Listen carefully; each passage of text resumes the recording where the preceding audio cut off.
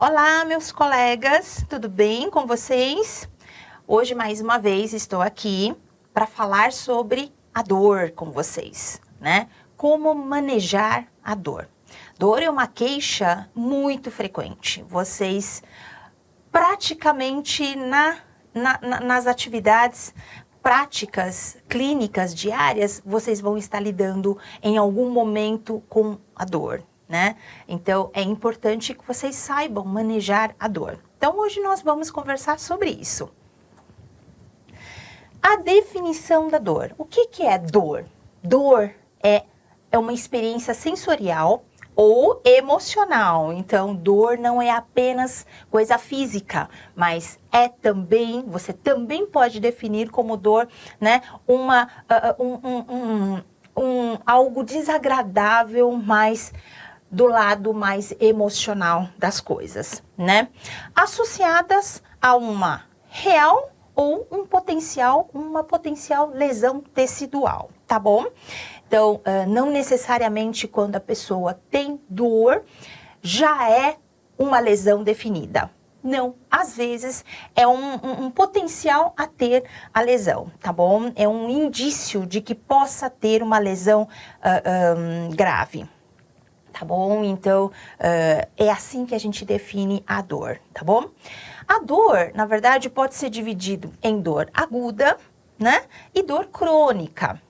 Nós sempre lidamos com os dois tipos de dores, né? E o manejo dos dois tipos de dores, de alguma maneira, o manejo é muito parecido, mas a gente vai destrinchar o manejo para dor aguda, manejo para dor crônica de uma maneira separada, tá bom? O que é uma dor aguda? Dor aguda tem uma resolução num período esperado do tratamento que é autolimitado, né? Então, esse período geralmente é menor do que 30 dias.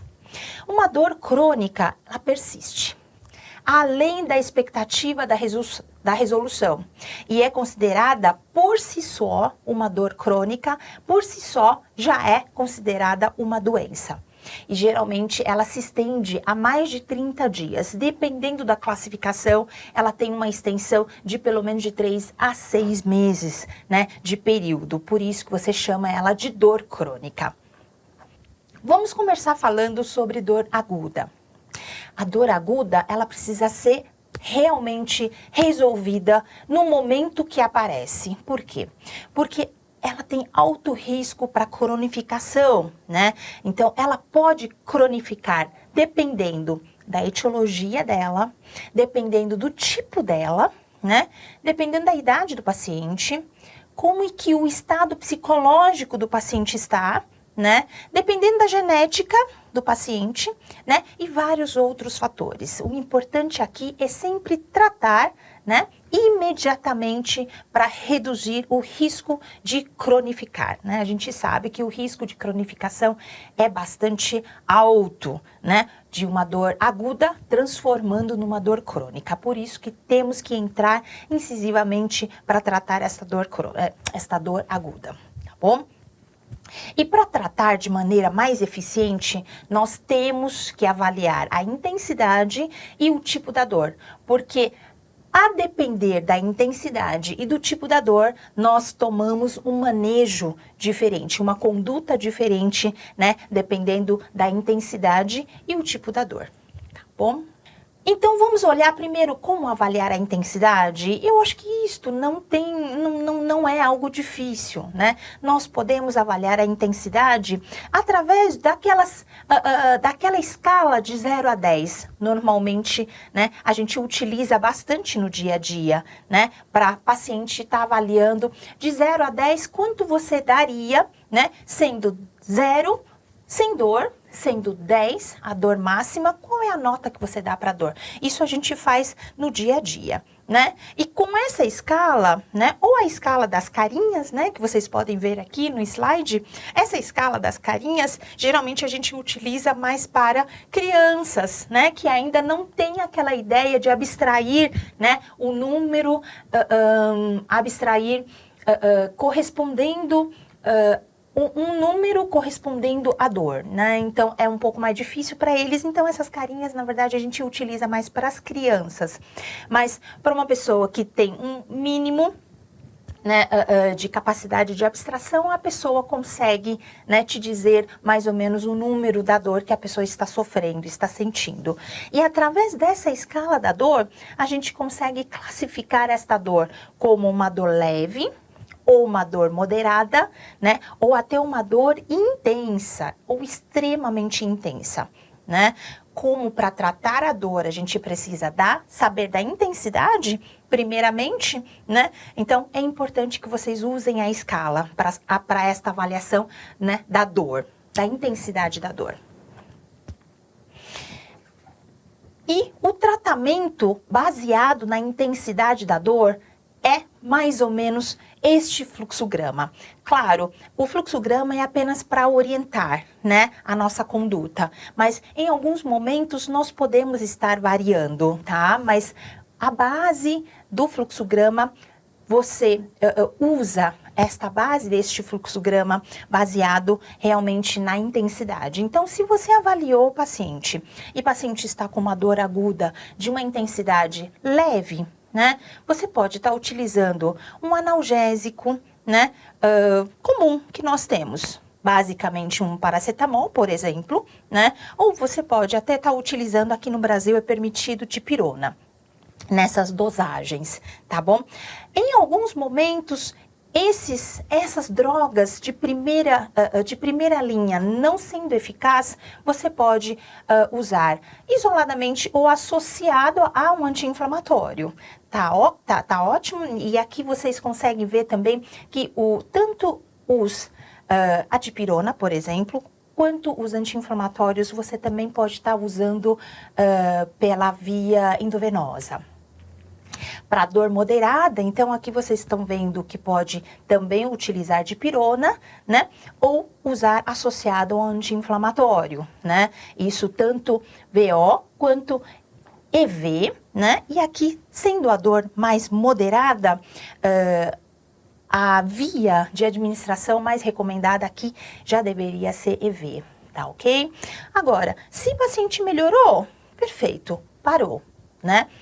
Agora, se o paciente não melhorou numa dor moderada, depois de 20, 30 minutos, é interessante que você, então, agora passe para opioide. Então, o tramadol é uma opioide leve, né, fraco, é uma opioide fraca. Então, nesse momento, você pode estar lançando mão a tramadol para tentar melhorar esse tratamento desta dor, já que não melhorou com dipirona e nem com anti-inflamatório.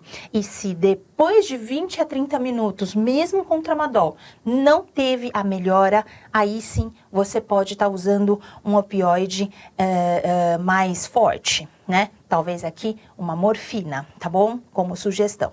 Agora, para dor intensa, você também pode começar com dipirona, com anti-inflamatório, mas normalmente uma dor intensa, ela não melhora. Então, você pode passar, né, a usar tramadol e não melhorando diretamente para morfina. Então, o fluxograma é um fluxograma bastante simples, né, até bastante intuitivo, né, para que você possa ter um parâmetro para você poder estar manejando uma dor aguda, né, dependendo da intensidade da dor.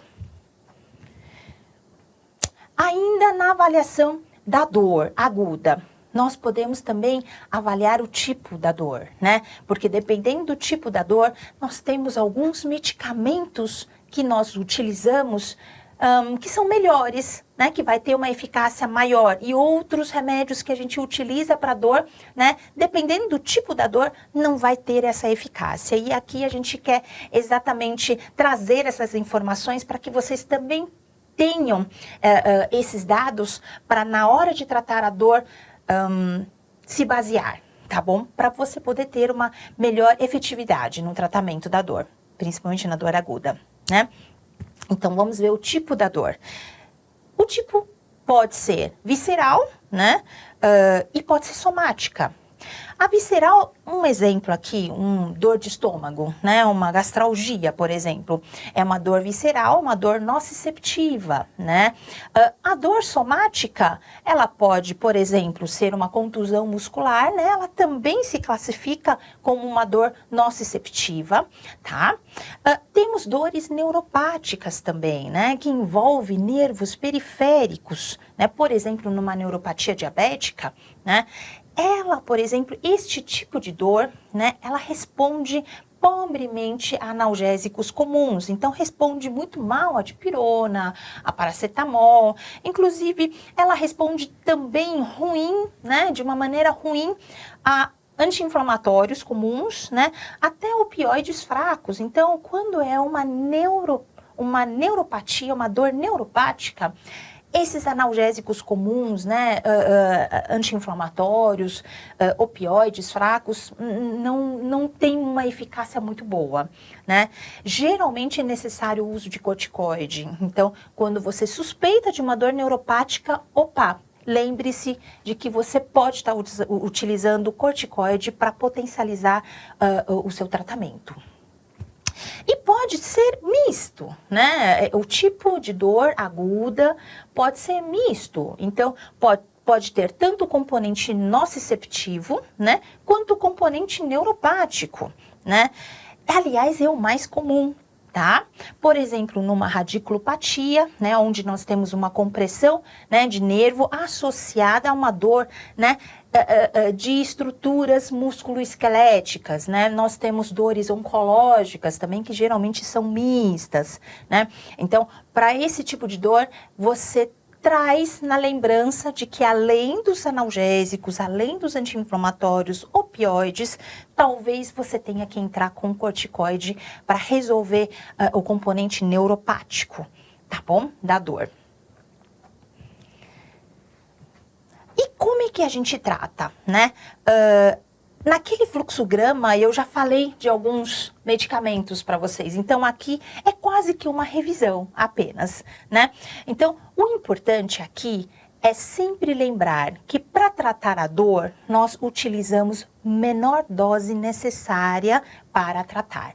Isto é, você vai entrando com medicamento, mas dor parou, você parou também com a introdução de mais medicamentos para dor ou a dosagem, né, complementar para dor. Não vai precisar. Então, sempre ter em mente esta frase, menor dose necessária para tratar, tá bom? O tratamento orientado pelo tipo da dor aguda. Então, como é que a gente trata baseado no tipo? A gente já viu, mais ou menos baseado na intensidade. Vamos olhar agora como é que a gente lida, né, dependendo do tipo da dor. Na verdade, o raciocínio é praticamente o mesmo, a gente vai fazer praticamente uma revisão, mas agora pensando no tipo da dor, tá bom? A primeira linha de drogas, né? Quais são as drogas de primeira linha? São os anti-inflamatórios, né? Que você pode estar utilizando tanto via oral, intramuscular ou até endovenosa, tá bom? Os inibidores da COX também, né? Pela redução dos níveis de prostaglandinas envolvidas na nocicepção inflamatória. Então, esses medicamentos são basicamente para resolver uma dor inflamatória nociceptiva, tá bom? São mais indicados para dor dinâmica, né? São aquelas dores que podem piorar quando você pede para o paciente se movimentar, né? Principalmente as artralgias, as mialgias. Então, para esse tipo de dor inflamatória, nociceptiva, que depende, né, que piora com movimentação, esse tipo de dor responde muito bem a esses anti-inflamatórios, né, comuns ou os inibidores da COX, né, por várias vias, dependendo da intensidade, né, da dor. Os principais eventos adversos dessas drogas de primeira linha são gastrite, todos vocês sabem, né? Disfunções renais, possíveis sangramentos, né? Hipertensão, eventos cardiovasculares como IAM ou até, né, um acidente vascular isquêmico, né? Então, esses são alguns eventos adversos que precisamos ter em mente, mas realmente o mais comum, a queixa mais comum, né, é a epigastralgia mesmo, né? Um quadro de gastrite mesmo. E em alguns casos, no uso crônico, pode vir a desenvolver uma disfunção renal, né? Ainda pensando na primeira linha, nós também podemos utilizar, né, o paracetamol, né? Vocês lembram do fluxograma, né? O paracetamol também é indicado. Aqui no Brasil nós podemos usar dipirona, né? Também. Você pode estar usando paracetamol isoladamente, né? Ou associados aos anti-inflamatórios que a gente acabou de comentar. Ou opioides, né? Tem uma boa tolerabilidade, né? Só que precisamos tomar alguns cuidados em relação à dose, principalmente do paracetamol, né? Porque em altas doses, o paracetamol pode dar a hepatotoxicidade, né? Principalmente em pacientes com função hepática já previamente prejudicada. Então, é um alerta, você pode usar. Praticamente é bem tolerado, praticamente não tem eventos adversos. Mas nesses pacientes que têm uma função hepática previamente prejudicada ou você chegando numa alta dose, né, tomem cuidado, tá bom? É apenas isso. Está ainda dentro da primeira linha como opcional, tá? Agora vamos ver a segunda linha. A segunda linha, né, de drogas para tratamento orientado pelo tipo de dor aguda, né? Que são os opioides, né? Opioides, codeína, morfina, fentanil são alguns exemplos comuns que a gente vai ter no dia a dia, né? Tem uma melhor eficácia para dor estática, olha só que interessante. Anti-inflamatórios, né? E os analgésicos comuns têm uma eficácia melhor para aquela dor dinâmica, aquela dor nociceptiva, inflamatória, relacionada à movimentação, né? Aqui não. O opioide já tem uma indicação melhor para dores estáticas, né? Aquela dor da imobilização, por exemplo, uma pós-operatória, né? Cuidado com alguns eventos adversos, isso a gente vê bastante, né? Retenção urinária, constipação, sonolência, chega a dar insuficiência respiratória dependendo da dose que você está utilizando, então tomem cuidado. O que a gente mais vê aqui realmente é a queixa de constipação, né? Tem pacientes, inclusive, muito sensíveis, numa dose pequena, por exemplo, de codeína, né? Já pode dar um pouco de constipação. Então, são eventos adversos que você também precisa depois saber manejar. Por isso, muito importante a frase, menor dose necessária para tratar, para que os pacientes não sofram de eventos adversos. Tá bom? Então, aqui em linhas gerais, né? Em linhas gerais, como nós tratamos as dores agudas? Primeiro, a gente vai estar avaliando a intensidade da dor, né? Então, dependendo da intensidade, você aplica o fluxograma, né? Dependendo da intensidade. Aqui, só lembrando, né? Pensando também em alguns tipos de dor, né? Para dores dinâmicas, talvez eu dê uma preferência para anti-inflamatórios, inibidores da COX, um analgésico, né? E para aquelas dores estáticas, talvez eu dê uma preferência maior para opioides, tá bom? Mas o fluxograma te guia, tá? E tem uma pequena observação aqui. Se for uma dor de cabeça, essa observação é basicamente uma observação de quem é neurologista, tá bom? Então, olha, se for uma cefaleia, por exemplo, do tipo vascular primária, o nosso grande exemplo de uma cefaleia vascular, né, primária, é a enxaqueca, né? Ela, na verdade, em relação à fisiopatologia, ela não é só vascular, né? Ela tem outras fisiopatologias, né? Mas aqui eu quero trazer o exemplo da enxaqueca, né? A enxaqueca ou uma radiculopatia, uma hérnia de disco, por exemplo, né? Por favor, considerem o uso de corticoide. O que a gente usa bastante no pronto-socorro é dexametasona EV, né? Então, veio um paciente com quadro enxaquecoso, né? Ou veio um paciente com quadro de radiculopatia, travou tudo e você sabe que tem, né, uma raiz comprimida aí, né? Usem corticoide, porque são dores que têm um componente neuropático também, tá? E uma dor com componente neuropático, lembre-se do tipo da dor, talvez não responda tão bem, nem com anti-inflamatório, nem com opioide. Então, por favor, vamos pensar em usar o corticoide, que vai ter uma eficácia melhor para tratar aquela dor aguda, tá bom? Então, em linhas gerais, para tratamento da dor aguda, é basicamente isso. Agora, vamos passar, então, para o capítulo da dor crônica, né? Vamos olhar agora para a dor crônica. Vamos ver o cenário da dor crônica. Dados norte-americanos mostram que 31% da população tem dor crônica. Olha, quase um terço da população, né, tem dor crônica, acarretando uma incapacidade total ou parcial em 75% dos casos. Então, imagine o impacto econômico, imagine o custo na saúde pública disto, né? Então, é algo que precisa realmente ser focado e é algo que precisamos fazer um esforço para tratar, né? Porque realmente traz um impacto econômico altíssimo, um impacto social altíssimo e um impacto na saúde pública, né? Então, por isso a importância de falar da dor crônica, tá? O diagnóstico se faz avaliando a intensidade da dor de novo, né? Vamos falar da intensidade da dor, né? Porque com certeza essa informação vai nos guiar, né, no manejo dela, né? E aqui, olha, nós temos a escala LANS, né? Eu tenho um slide, o próximo slide fala exatamente a escala inteira.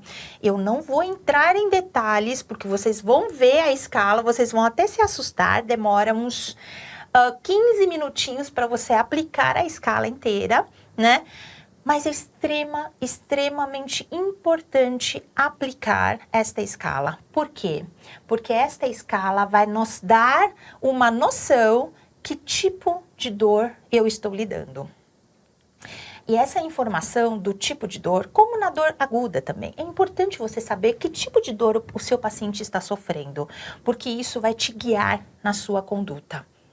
E se você não souber do tipo da dor, você vai acabar dando um remédio que não vai servir para aquela dor, né? Você vai estar dando um tiro no escuro, né? E tiro no escuro raramente acerta, tá bom? Então, não gaste a sua bala num tiro no escuro, tá bom? Então, vamos entender a intensidade, né, da dor, que é fácil, usando aquela mesma escala, né, para avaliar a intensidade, e vamos tentar entender o tipo da dor, usando a escala LANS. Eu vou mostrar para vocês a escala LANS. Olha, este é o slide que é a escala inteira, tá bom? O que essa escala faz? Esta escala, na verdade, basicamente te traz uma informação de uma maneira bastante objetiva, inclusive com todas essas perguntas, se o seu paciente está sofrendo de uma dor mais nociceptiva, né, uma dor mais neuropática, né, ou uma dor mista. Por quê? Para dor nociceptiva, nós usamos uma conduta. Para uma dor neuropática, nós usamos uma conduta. E para dor mista, é praticamente uma outra conduta. Tá bom? Então, é importante você diferenciar, você saber que tipo de dor o seu paciente está sofrendo, e a escala LANS é para você ter esta ideia, tá bom? Baseado nesta ideia, baseado nessa informação, você vai tomar suas decisões muito mais assertivas no tratamento desta dor crônica, tá bom? Então, baseado nessa escala LANS, você consegue diagnosticar se o seu paciente está com uma dor nociceptiva, isto é, tem dano tecidual demonstrável. Isso, o LANS vai vir com menos de 8 pontos. Então, menor de 8 pontos, pela escala LANS, você já sabe que esse paciente tem uma dor nociceptiva. Agora, quando o paciente tem uma dor neuropática, quanto vai dar de escala? né? A escala, ela dá mais do que 16 pontos. Né? Então, por exemplo, uma lesão ou disfunção de estruturas do sistema nervoso central, né? Uma dor central ou uma dor periférica de nervos ou de raiz, né? De estrutura neurológica. Né? A dor geralmente ela vem em queimação, ela vem com essa queixa, esse aspecto de agulhadas, né? Ela pode ser em dormências. Então, com essas informações e você aplicando a escala, a própria escala tem esse tipo de pergunta: que tipo de dor é, né? O paciente vai estar te trazendo, na verdade, uma pontuação maior do que 16 pontos, e quando vem com uma pontuação maior do que 16 pontos, você sabe que você está diante a uma dor neuropática. Para a dor neuropática, o tratamento é um pouco diferente, tá bom? Em relação a uma dor nociceptiva. Agora, quando a pontuação vem entre 8 e 16, claro que é uma dor mista, né? Por exemplo, uma dor oncológica, né? Uma dor ciática, né? Uma síndrome do túnel do carpo. Todos esses exemplos são exemplos de dor mista, né? E aí você precisa trazer em consideração para seu arsenal de tratamento medicamentos tanto eficazes para a dor nociceptiva quanto os medicamentos eficazes para a dor neuropática. Tá bom? Vocês viram como é importante essa escala? Então apliquem diante a uma queixa de dor, principalmente uma dor crônica. A dor crônica é o quê? Acima de 30 dias, pelo menos, né? Ou de 3 a 6 meses, né? Ou mais do que isso. Isso já configura uma dor crônica. Diante de uma dor crônica, aplique LANS. E sempre pergunta da intensidade, usando aquela escala da intensidade. Tá bom? Claro que, além dessas dores que a gente falou, que na verdade a escala LANS traz de uma maneira bastante objetiva, né? Para você já ter isso em mente e iniciar o seu manejo, né? Nós temos outros tipos de dor também, né? Dores, por exemplo, miofaciais. Isso, na verdade, olha como é frequente. 30% no ambulatório de dor, né? 30% dos pacientes que frequentam o ambulatório de dor tem essa queixa, né? Tem essa dor que é do tipo miofacial, né? Como é que diagnostica? Geralmente o diagnóstico se faz através da presença de pontos gatilhos. Então, você faz um dígito pressão em alguns pontos, né? Os pontos onde tem dor, né?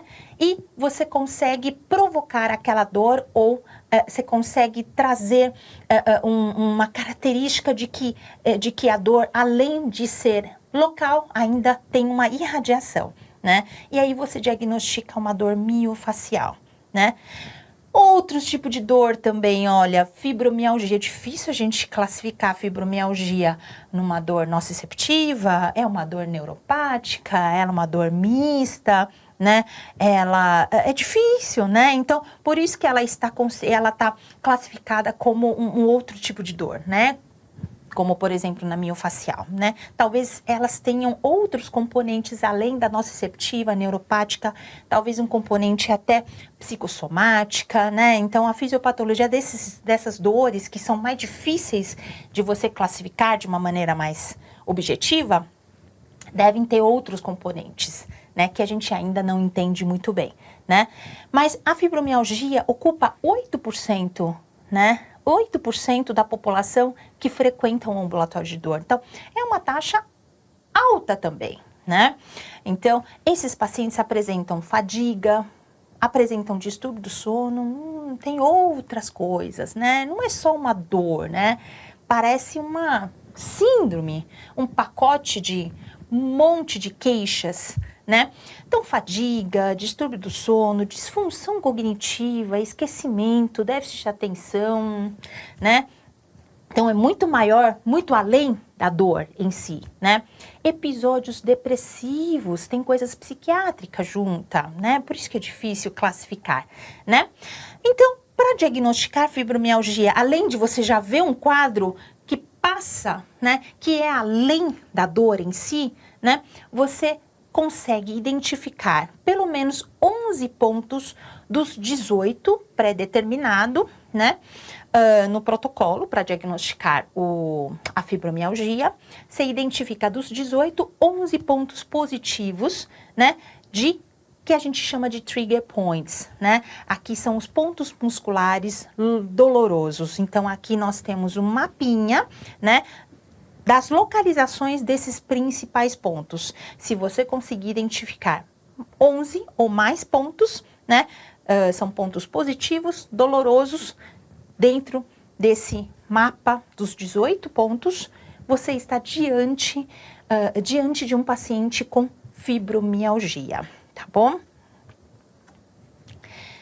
Agora vamos falar do tratamento, né? Tão esperado tratamento, né? Para diagnosticar não é tão difícil, né? Uma dor mais simples, né? Você consegue diagnosticar como uma dor nociceptiva, uma dor neuropática, uma dor mista ou uma dor com um pouco mais de dificuldade, né? Para você tá diagnosticando uma miofacial, uma fibromialgia, né? Um pouco mais difícil, mas não é tão difícil assim. Eu acho que o mais difícil é realmente tratar, é fazer com que esses pacientes tenham uma qualidade de vida e voltem para relacionamento familiar, social e para a produtividade profissional, né? Isso é o mais difícil, né? Então vamos começar falando sobre os tratamentos não medicamentosos.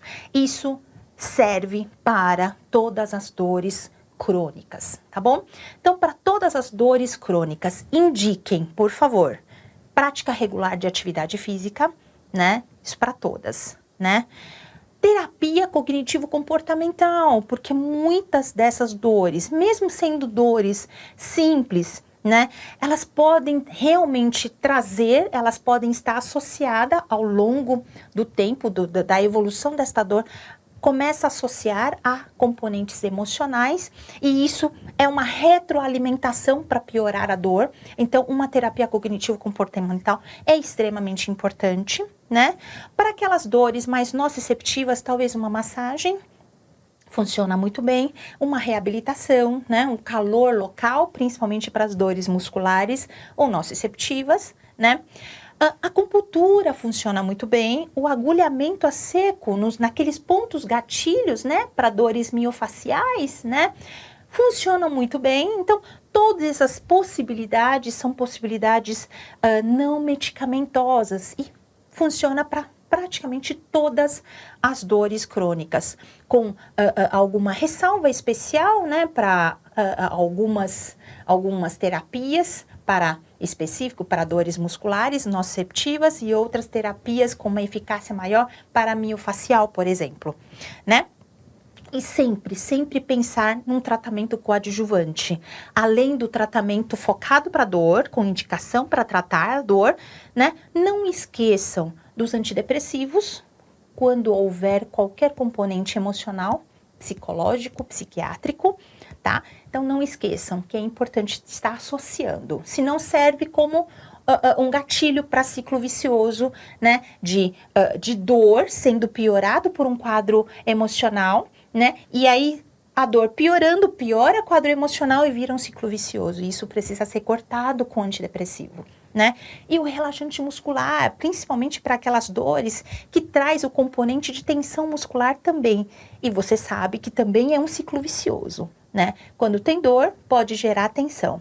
Quanto maior a tensão muscular, mais dor. Mais dor, mais tensão. E maior tensão, pior a dor. Então, também é um outro ciclo vicioso. Então, é interessante você também utilizar um relaxante muscular para que isso não aconteça, tá bom? Agora, vamos falar de dor, de tratamento da dor de uma maneira mais específica, tá bom?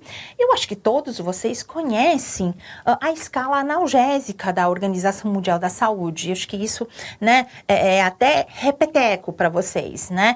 Mas nesta aula de dor é importante estar trazendo, né? Então, aqui vocês podem ver, pela escala, a gente geralmente começa no degrau 1 para uma dor leve. Lembra que a gente precisa avaliar a intensidade da dor?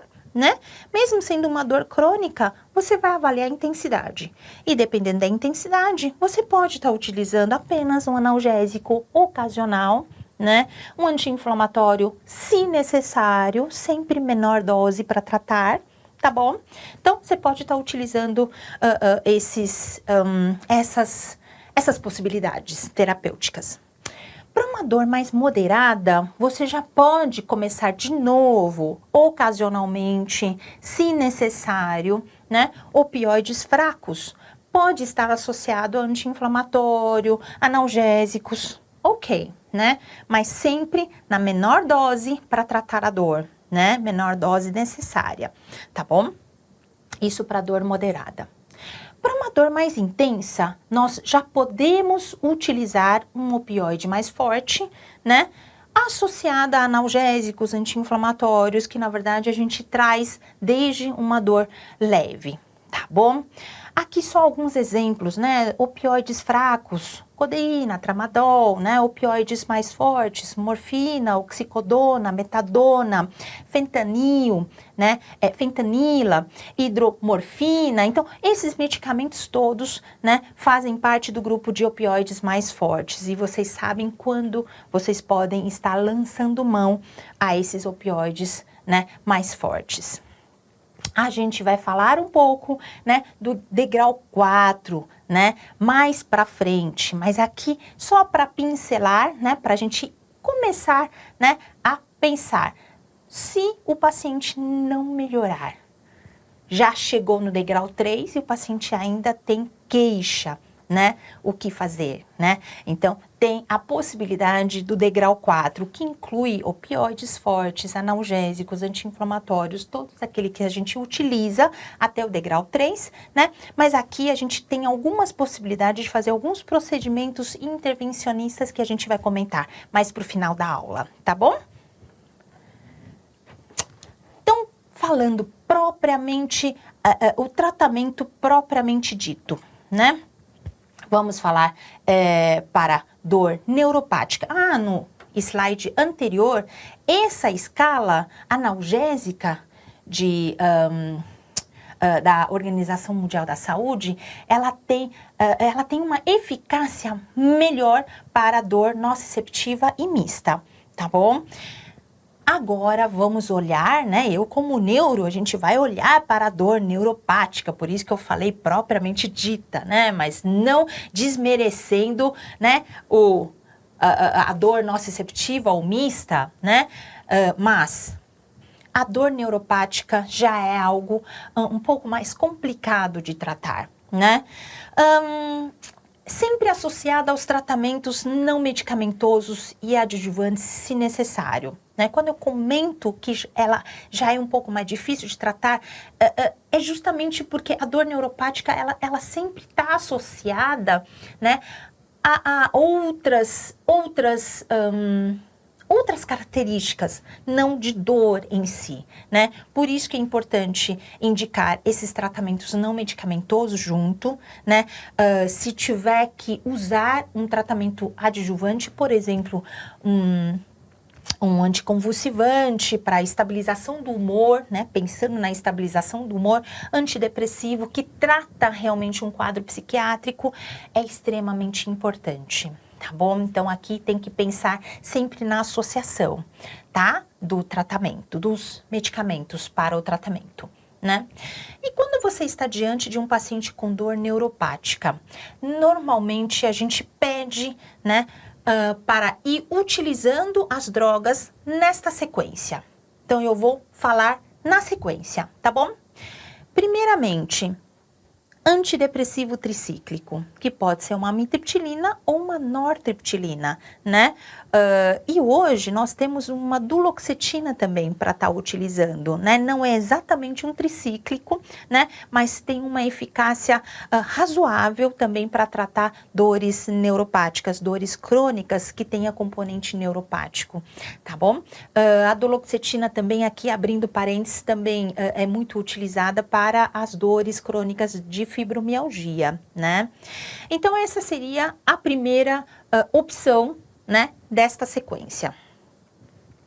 Não melhorando, você pode lançar mão a uma associação, de antidepressivos tricíclicos, que pode ser amitriptilina, pode ser nortriptilina, né? Um antidepressivo mais moderno, como duloxetina, associado a anticonvulsivantes tradicionais, né? Como carbamazepina, uma fenitoína. Então, quando não resolve, né, com a primeira opção, nós passamos para uma tentativa de associação, sempre com doses baixas e depois ir crescendo até a dose terapêutica, né? Com um anticonvulsivante, por exemplo, uma carbamazepina ou fenitoína, tá? Agora, não resolvendo, vamos passar para o terceiro passo, que é a associação de um antidepressivo tricíclico mais uma gabapentina ou uma pregabalina, né? E se, por acaso, esta opção, esta associação também não resolver, seria um antidepressivo tricíclico, né? Ou uma duloxetina, um antidepressivo de outra classe, se o paciente não tolerar um tricíclico, né? Associada a gabapentina, pregabalina e a morfina. Esse seria o último caso, né? Então, como é importante a gente tá pedindo para os pacientes também seguirem os tratamentos não medicamentosos, todas aquelas orientações, né? E se precisar tratar outros quadros, né? Psiquiátricos, psicossomáticos, muito importante, justamente para a gente não precisar chegar ao passo 4, que é a associação com morfina. Tá? Aqui tem algumas ressalvas, olha, ressalva para a amitriptilina, por exemplo, tem uma incidência de hipotensão ortostática e alguns efeitos anticolinérgicos, né? Por exemplo, boca seca, obstipação, então precisa ficar atento se por acaso o paciente tiver esse tipo de queixa, o paciente não pode usar a amitriptilina, então você vai estar usando uma nortriptilina ou escolher um outro antidepressivo, por exemplo, uma duloxetina no lugar, tá bom? Em relação à pregabalina, tem também outra ressalva aqui. Tem uma incidência ligeiramente maior de sonolência e déficit cognitivo pela sonolência, basicamente, né? Tem um pouco de déficit de atenção, né? A pessoa fica mais lentificada, né? Mas dá para manejar isso muito bem mudando o horário da dosagem. Então, geralmente, quando o paciente fica mais sonolento, com um pouco de déficit cognitivo, eu passo a pregabalina para usar apenas uma vez ao dia, no finalzinho da tarde, comecinho da noite, né? Para que o paciente já emende, né, com o sono, né? E uma vez ao dia, muitas vezes, tá de bom tamanho. Não precisa várias vezes ao dia, tá bom? Mas se o paciente realmente não tolerar a pregabalina, nós temos a gabapentina, que também cobre muito bem no tratamento da dor crônica, principalmente a neuropática, tá? Aqui tem alguns principais medicamentos, né? Esses principais medicamentos, por exemplo, nós falamos de nortriptilina, né? Nós falamos de gabapentina, a pregabalina, nós falamos de duloxetina, olha aqui uma outra opção, né? Seria uma venlafaxina, tudo tem seus estudos com eficácia razoável, alguns com uma eficácia boa, né? Para tratamento da dor crônica, principalmente a neuropática, tá bom? A deseuramine, esse daí não tem no Brasil, se não me engano, eu nunca prescrevi, né? Isso aqui eu tirei do Current mesmo, então esse arsenal é um arsenal americano, mas você vê que é muito parecido com o nosso arsenal aqui, né? E para opioides, né, em geral, realmente eles têm lidocaína, aqui no Brasil também tem, mas é muito caro. Eu evito, na verdade, de precisar chegar nos opioides, né? Então, eu praticamente não prescrevo, né? Tramadol, muito menos, né? Então, são drogas que eu evito chegar. E, graças a Deus, eu consigo manejar bem os meus pacientes sem precisar chegar nos opioides, né? Tempo de tratamento e monitorização. Então, esses pacientes vão ter que receber esses remédios para o resto da vida? Difícil, né, essa pergunta. Já que se trata de uma dor crônica, né, é complicado, né? É por isso que é tão importante você estar indicando todas aquelas terapias não medicamentosas. Porque enquanto o paciente se engaja nessas terapias não medicamentosas, muitas vezes você consegue reduzir a dose dos medicamentos e muitas vezes você consegue suspender, né? Essa é a nossa esperança, né? Quando fala de tempo de tratamento, né? Então vamos ver aqui, tempo de tratamento sempre de acordo com a necessidade de cada paciente, né? Quais são os critérios de interrupção? Ineficácia. Quando você já está usando, né, um monte de remédios numa dose já quase dose máxima permitida e não tem eficácia, né, nas doses máximas toleradas. Ou pacientes com eventos adversos muito importantes, né? Então, você vai estar pensando uma troca por algum outro, né, da mesma classe, né, que tenha também eficácia para dor crônica, né? Mas muitas vezes fica muito difícil esse manejo, né? Por isso, tão importante você tá pedindo para o paciente fazer todas aquelas orientações não medicamentosas, né? E se tiver algo psiquiátrico, tratar, não tenha dúvida. Né? Como monitoriza, né? A gente sempre pede, pelo menos anualmente, no início, a cada 6 meses, mas depois que estabiliza, pelo menos anualmente, né? Hemograma, TJ, TGP, para quem está usando carbamazepina, tá bom? Avaliação da dor, da intensidade da dor, né? Aquela escala, EVA, né? Para intensidade da dor. E LANS, que é para você identificar se o paciente está com mais dor nociceptiva, dor neuropática, dor mista, né? Sempre uma semana após o início do tratamento, né? E antes de qualquer troca de tratamento. Isso para você ter uma ideia, né? Da evolução e da resposta desse paciente em relação a esses tratamentos todos, tá bom?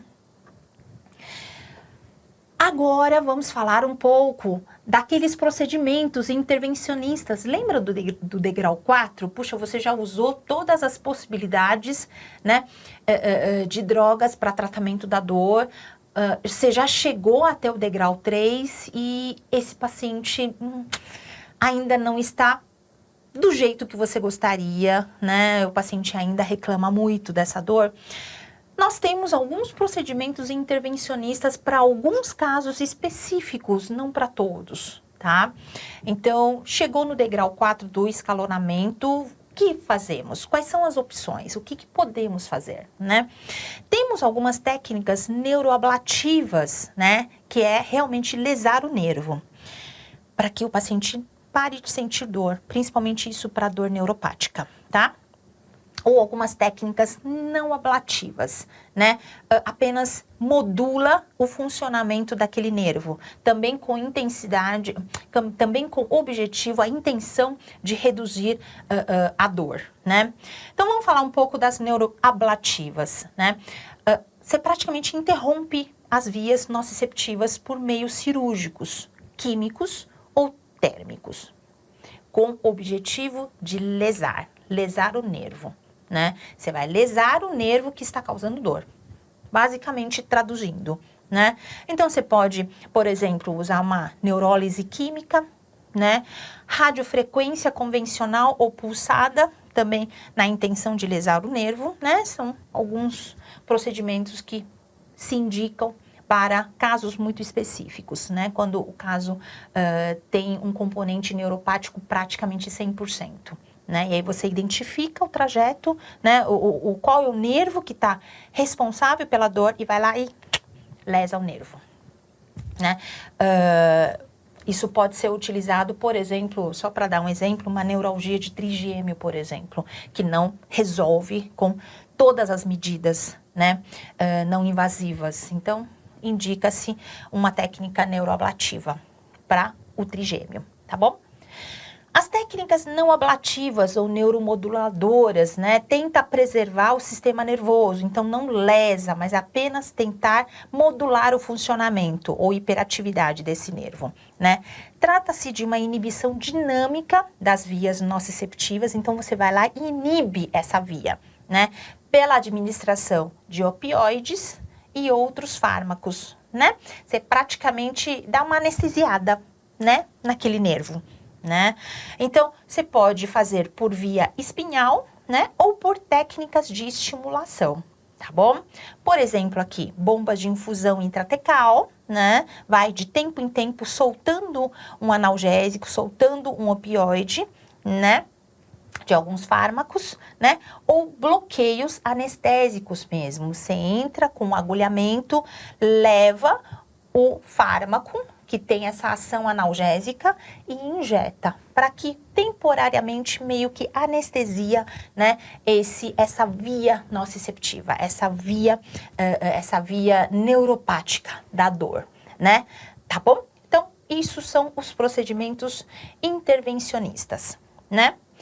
E para finalizar, né, falei tanto, né, das terapias não farmacológicas, porque realmente eu acredito que não dá para o paciente ficar tomando altas doses de antidepressivo, altas doses de anticonvulsivante, altas doses de opioide por tempo indeterminado. Não dá, não dá.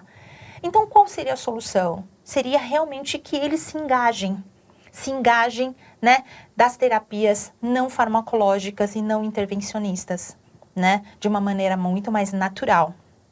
E quais são essas possibilidades? Repetindo, tá? Compressa quente ou água fria, né? Compressa quente ou fria, né? Para principalmente musculoesqueléticas, né? Massagem para algumas dores com componente muscular. A atividade física é extremamente importante, né? Nós sabemos que através de atividade física até reforça as nossas vias, né, inibitórias da dor, né? Então, é uma maneira natural de analgesia, né? Então, atividade física já não tem mais dúvida, né? Que tem a sua eficácia muito bem comprovada. Acupuntura, né? Também para alguns tipos de dor, né? Principalmente miofacial, lembram?